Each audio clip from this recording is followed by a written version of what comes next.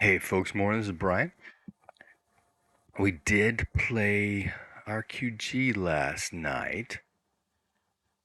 We did a little kind of catch up sort of stuff because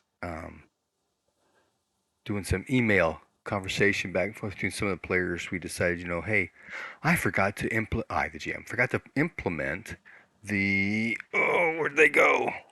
The healing plants mechanic thing.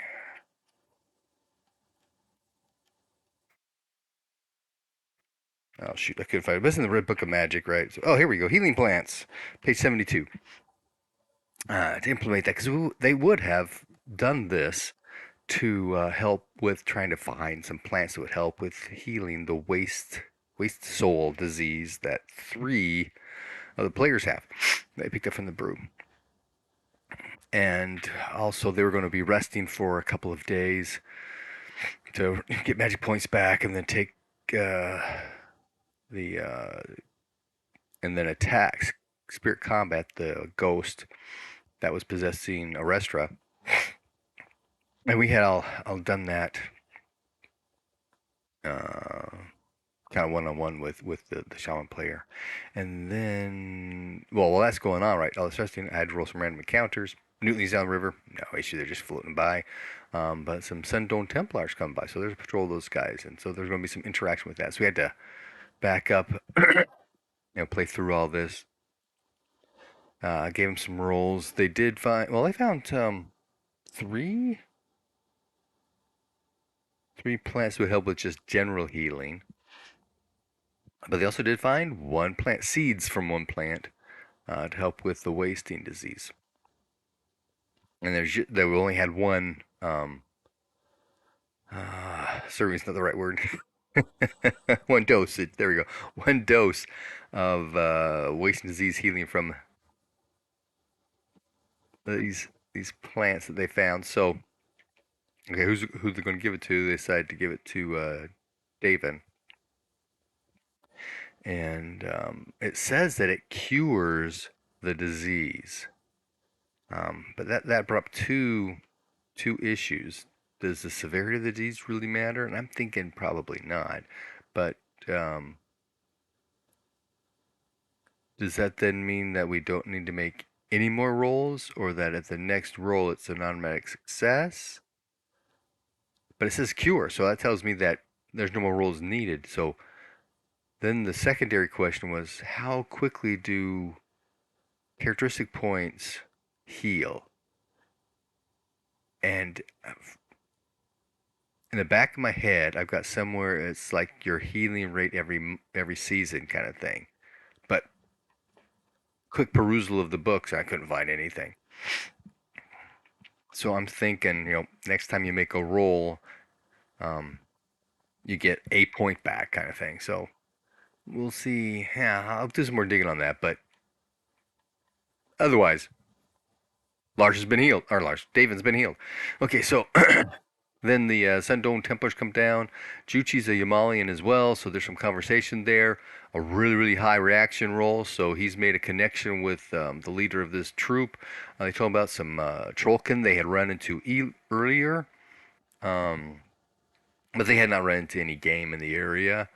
They did ask that kind of question. And then they shared a meal that evening. Um, the Templars camped there, and the next morning they went their separate ways. The Templars heading on south, and the party going north towards Larnstay's table. Where'd it go? It's on my map here somewhere. Larnstay's table. There it is. In the Geechee Hills, right? So they head that way and decided to make camp to the west side of it. It took, I think it was about a third of a day to get up there. It says them 2/3 of a day to do some searching. And I had previously on one of my pieces of paper or notebooks or cards or something written down that I actually rolled out. I figured, okay, 7 days of searching, um, encounter rolls, three encounter rolls plus one at night during the day, and uh, previous to or post each encounter roll, except the knight. They get a search opportunity. Um, the owl, uh, which is going to be an altitude and moves faster than they do, is going to get more rolls than everybody else. But I couldn't find it anywhere, so I just kind of swagged it. I gave everybody 4 rolls. I kind of based that on the healing plants mechanic page, and then the bird is half again as fast as they are, which would give 6, but then he's at an altitude, so I doubled it to 12. Um, but then, okay, so here's an interesting mechanic. How do you find something in the wilderness, right? They know it's the Gijay Hills, right? But the Gijay Hills are, several kilometers by several kilometers, right? Um, so I pulled out my trusty AD&D DM guide, and in the wilderness encounter table, there's a 17% chance of something, and of that something, no, well, that's right, 17% chance of something, right? And of that something, there's like 2% that's ruins, but I just kind of, okay, don't worry about that. But within ruins, 14% of the ruins are tombs. So instead of making 3 rolls or a 2% roll and then, I should have done that. 2% and then 14%. Yeah, I probably should have done that. But I did 17 and 14. But with all the rolls they made, a handful of specials, even one critical, actually two criticals. So I had to do search rolls, and if they were successful in the search roll, then there's a chance of there being the tomb they're looking for, right? First has to be the chance of there being something, and then the chance of actually being the tomb. So out of all the successes, I had them roll um, for that 17%, and there were a handful that made that 17%.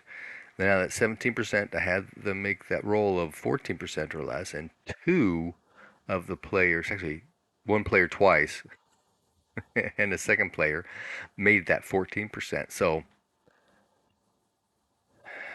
towards the end of the day, Juchi ran into Miriam, and the two of them came across what seems to be it. It's a mound, right? Or so it was a cairn's being buried, or a burial mound of some sort. There's a standing stone there, and there's a hole, like somebody had dug a tunnel.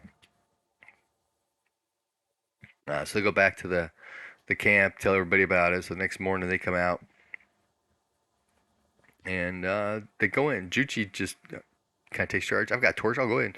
So he crawls on in, and there's the first chamber, and then David says that he'll follow. Now there's a if I load the live play, 'cause I haven't done it yet. It'll be in the description if I do.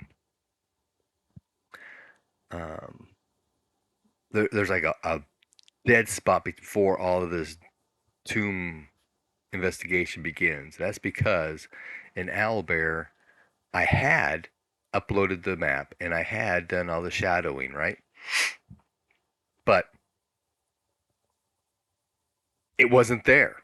Now, I don't know if something happened or if I had loaded this in the old Owlbear when the new Owlbear came up, even though I was playing with the new Owlbear, it got writ over, so I didn't have anything. But I do have a map of the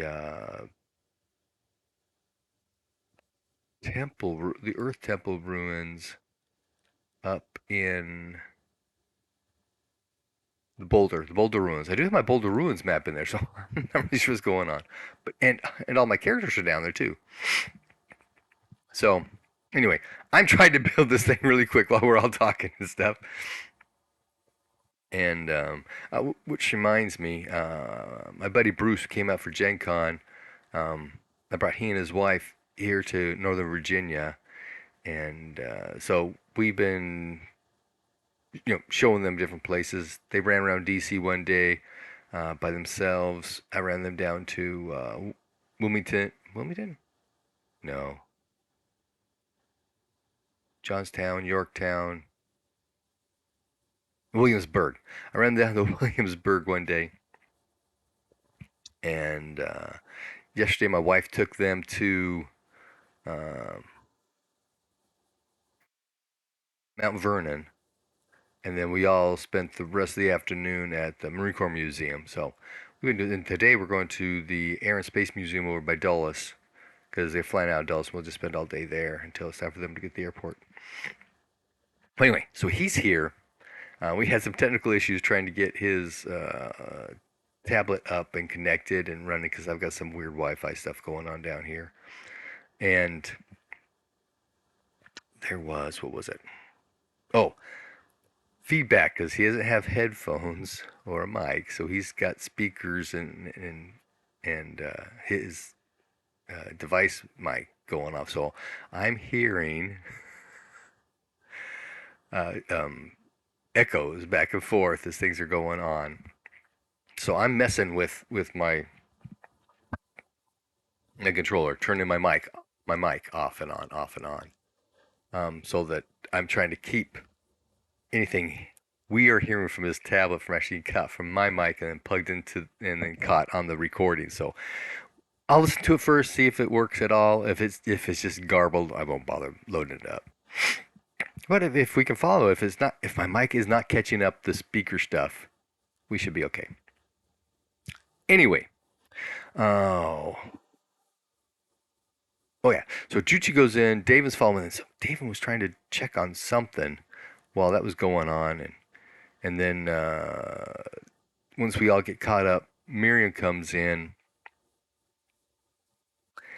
and they search around. There's a body with a silver goblet there. They check out the silver goblet without touching it, kind of thing. And I probably should have made him roll um, and evaluate, but I just told him, I guess it's probably worth about a half dozen lunars, kind of thing. It's actually 5 according to the book, but still, it's something. But they're not going to touch it. And it opens up. There's another area to this house, so they go into the second area, and the three of them walk in, and some other folks come up. Oh, Jarstakos came in at some point, but Urbana and Arestra stayed outside the burial tomb. Keep an eye out for anything that might be out there. But when they enter, that's when the ghost pops up, right? And Davin's got mystic vision going on. So Miriam did use her second sight, so I assume she still had it on when they walk into this other room. So the ghost isn't, manifest, so he's not really there yet. But then he appears, right? And he appears, and he hates dragons, right? He's got a passion for hating. Oh, yeah.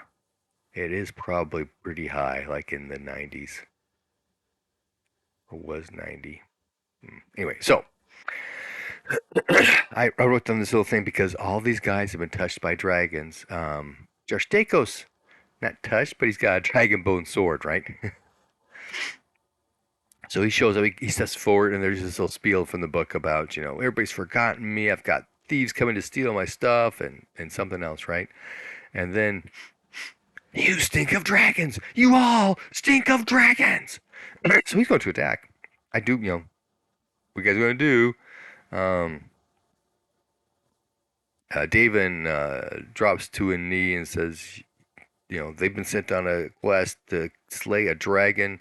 Queen Laika has sent them here to look for his dragon killing stuff. They're not here to steal anything. And if they let them borrow his stuff, they will bring it back. And they will tell Queen Laika of him being here and that they need to bring offerings and such, trying to appease the spirit. Josh Dacos does something similar. I don't remember what Chuchi did. And Miriam spoke to him in spirit speech, trying to let him know, hey, they're not here. They're not grave robbers. That's not what they're here for. They're here to go slay a dragon. Kind of following suit with David. And so I rolled. David rolled his orate. So I kind of did an opposed roll kind of thing to see how the reaction would go. And David made an opposed roll. He rolled like a 34, regular success. But the ghost rolled a 90, which at the time I interpreted as a failure. So I did treat him as being suspicious. But, well, okay. You're making offerings now, and Josh Dacos did make an offering of water. Um, and they said they would go back to their camp and get more food and drink to bring. Uh, and they, David said they were going to do all these other things that they weren't. Who was afraid they were. So he kind of okay, you you may use my items, kind of thing, right? And then he, went away. So there's the helmet, there's the breastplate, which is actually a full chest and abdomen armor. There's a spear, which they had forgotten about. There's the javelin, which is there, and then there's the huge shield. So they gather those items out, and there's lots of discussion um, initially in the tomb, but later on, back at camp kind of thing. On None of them are big enough to wear the armor. It's for size 18. It says it can be resized 16 to 19. And I'm trying to figure out where in the world did that number come from? Two down or one up? That could just be somebody's swag. Um, it's rigid armor, so it's just got buckling. So even with just the buckling, it should go. Yeah, I don't know. I remember reading some rules somewhere about, but they're talking about physically just taking money, readjusting, making new straps, that kind of thing, right? To actually physically readjust it. But just on its own, the strap should have an adjustment of like one, right? One up, one down. Keep it tight or loosen it up, kind of deal. But anyway, so they start thinking, okay, how can? Because none of them are 16. They're all less than that. And so trying to figure out, how can we increase size? And the first thing some of them thought of was that sorcery that the baboon sorcerer was doing, because he had an increased size spell on some of the baboons and on the saber-toothed cats from the first scenario. Then that led into this whole there's something going on here with this campaign, and so they believe that there's a sorcery spell out there they can do that. They not Damon's not aware of one, but he, if you can increase free intelligence, can you not increase other stats as well? It would make sense you could. Plus, they saw examples of it from the baboon sorcerer, so they're thinking, okay, maybe go and find the baboon sorcerer spell books. Go back to the temple, library temple, I guess, what they're talking about, because they threw the body into the mist. Now, it could be that he would not keep his books with him; that he'd have them somewhere stashed away safe, maybe. But then they started thinking, okay, well, Jarstakos, um, do people know about associate cult rune spells? I'm sure things pop around, right? Plus, they had the players, Arestra had run into an Odala rune lord in our second chapter of our first campaign, and he had that bear skin spell, which adds 6 to your size. So if they did that,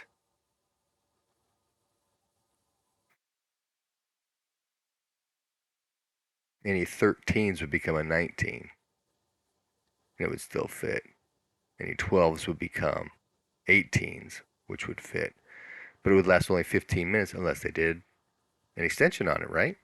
So they're thinking of things to do. And then they were going through, trying to go over the whole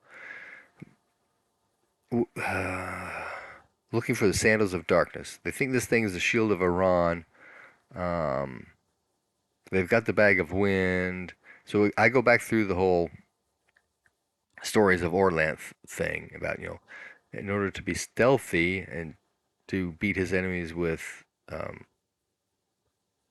trickery instead of with brute strength, he had used the sandals of darkness to sneak up upon the dragon. He had used the bag of wind to blow away the poison, and he had used the shield of Iran, I think, to absorb the breath damage kind of thing or something. But as they're discussing this, um, they're kind of back at camp at this point. So Ravana's there, and I had somebody make a roll for Ravana. Ravana has heard people refer to the Earth Shield spell as the Shield of Iran. It turns out that all these things are spells, except for the Obsidian Sword. Interesting. But anyway, um, now they don't know what the other spells are, and looking at them, they would not know, definitely not know about the Saddles of Darkness thing. Okay. So start. Okay, what next? Where do we go? We gotta get back to. I figure they need to go back to Queen Laika so they can try to figure out. Okay, where is the dragon now? Because they don't know where the dragon is. Um, but on the way back, they're going to stop by Tarndisi's Grove and Pig Hollow to take care of the boar that's there because she asked him, "Hey, if you get a chance, take care of this boar for me. I'd really appreciate it." So that's what they're headed for. So it's a half a day to Famous Bell, and then another half a day on the road to Apple Lane. But it's like, so they stay the night in Famous Bell, and they get to Apple Lane midday, make some work plans, and the next morning they're going to head out to Pig Hollow, and that's kind of where we ended it because it was before midnight. But my buddy Bruce has got a Uber coming, before midnight, so he needed to cut out a little early there. Plus, any kind of combat with the boar is going to take forever. And figure we'll just start out with going to Pig Hollow and finding the boar. Happy gaming. Oh, spoilers!